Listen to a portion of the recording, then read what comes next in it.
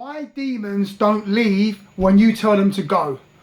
The number one reason why demons don't leave when you tell them to go. Hi there guys, it's Robert, an ambassador for Christ. And if you're new to the channel, welcome. If you want to grow in your understanding and knowledge of the scriptures, then make sure you hit the subscribe button so you don't miss anything. If you want to catch me on Facebook or WhatsApp, you can. Or if you want to donate to the ministry, you can. All the information is in the description down below.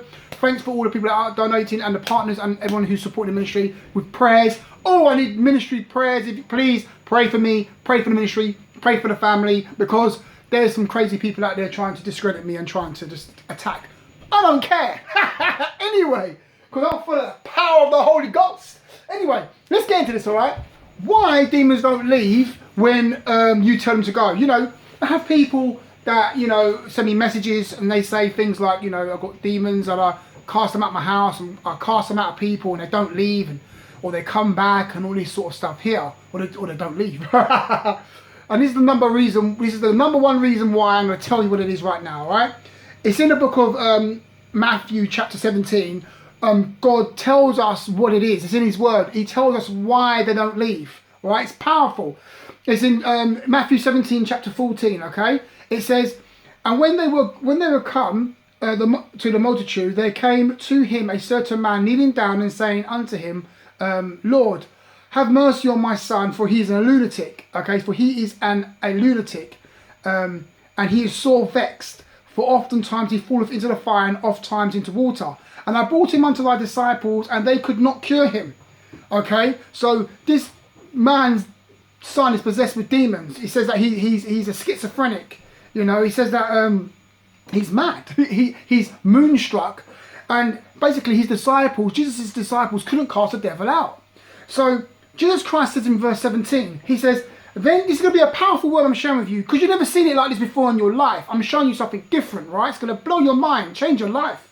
In verse 17, then Jesus answered and said, O faithless and perverse generation, how long shall I be with you and suffer you? Bring him over to me. And Jesus rebuked the devil, and he departed out of him, and the child was cured that very hour. Then the disciples came to him, Jesus apart, and said, why couldn't we cast him out? And Jesus said unto them, because of your unbelief. That's what he said. Because of your unbelief. Jesus, why couldn't we cast this devil out? Because of your unbelief. That's what he said to them. Powerful. This is quite deep as well, because in the title, it says, the disciples' unbelief. The heading is about unbelief. And you're even seeing here that the first thing Jesus said is, oh, you faithless and perverse generation, your unbelief. He's talking about faith, unbelief. It's powerful. Then he says, it said unto them, because of your unbelief. For verily I say unto you, if you have faith as a grain of a mustard seed, ye shall say unto this mountain, remove hence to yonder place, and it shall be removed, and nothing shall be impossible unto you. Howbeit this kind goeth not out but by prayer and fasting. Now we've read it in Mark, and it doesn't give you the extra piece of information that the whole thing is about unbelief. Because in the book of Mark, it just said, the disciples came and said, why couldn't we cast the devil out? And it says howbeit this kind only comes out by prayer and fasting. So your people think that you have to pray and fast to get demons out, which is not what it's about. Because when you read it in Matthew chapter 17, it goes into a whole teaching about unbelief and faithlessness. Okay, so we don't need to fast to get demons out. You need to fast to get unbelief out. Unbelief is the problem. Unbelief is always the underlying teaching that Jesus is always speaking about. Oh, you're so faithless. Oh, ye of little faith. Where is your faith? Why did you doubt? Why are you doubting? That's what he said. He said, if you haven't got no doubt inside of you, you could tell mountains to go and they will all move, and they will move. That's what it's about. So we always keep thinking that we need to pray and fast to get demons out. No, we don't. What you do, you need to pray and fast to get unbelief out. Because when the unbelief leaves, you can do all things. You can do exploits. You can do amazing things. Because the thing is, it's quite deep. When you fast and you pray, it increases your faith in God. And when your faith in God increases, you can do the impossible. Do you get what I mean? But we've got a thing in our mind thinking that if someone's possessed, the only way to get that demon out is by fasting. No. The demon is not the problem. The problem is you and your unbelief. Obviously the demon's the problem. You get what I'm talking about. So when you see people moving in great power, the gifts of the Holy Spirit and moving in all this power, fasting aids that. Fasting increases that. You know, if you want to move in spiritual power, you need to start fasting to get the unbelief out. When the unbelief leaves, you can do so much amazing things. Now, so that's the reason why demons don't leave when you tell them to go. You tell them to come out of your house, they don't leave your house. Why? Unbelief. You pray about things and it doesn't come to pass. Why? Unbelief. So if you want to get you want movements to happen, spiritual things to happen in your life, you need to start fasting. Powerful. Now let's go a bit deeper. See the fast I'm talking about now?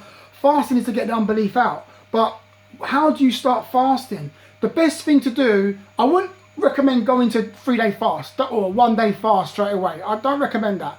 What you should do if you haven't fasted before is set a time. Do intermittent fasting first. You know, when you wake up in the morning, don't eat no food until 12 o'clock in the afternoon. And from 12 o'clock in the afternoon, you can eat food in between the hours of 12 in the afternoon to 8 at night. You can eat food.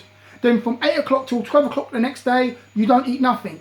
And you can push it a bit further. You can move from 12 o'clock to 2 o'clock to 3 o'clock to 4 o'clock. So in other words, you only eat between the hours of 4 and 8. Then you only eat between the hours of 4 and 6. And then you can just do a whole day fast. You probably would be doing a whole day fast before that anyway. But I'm just saying, how do you break into it? How do you start? So if you've got a problem with, if you have a problem with unbelief and low faith, get fasting. Get intermittent fasting. It will aid you in your prayer. It will aid you in receiving things from God. You will receive things easier. Why? Because the flesh is being crucified. The flesh is being disciplined. When the flesh is being disciplined, you can receive spiritual things more easier. Everything will flow more nicer. Anyway, I've got to stop because I've got to go and do something. But that's the word for today. If you want demons to move out of your life and you want them to go, then that's it. You want things to happen, get the unbelief out. Just like Jesus said in the book of Matthew, chapter 17, verse 14 to verse 23-ish. All right? It's Robert, Ambassador for Christ. You want to catch me on Facebook or WhatsApp, you can. You know, if you are fasting at the moment, you know, and you've got any tips on fasting, please leave a comment down below because we need to be taught as well. We need to hear your testimonies. We need to hear your testimonies. Share them with us. Woo! God is good. I shall see you guys in the next video. Stay blessed, all right? God is good.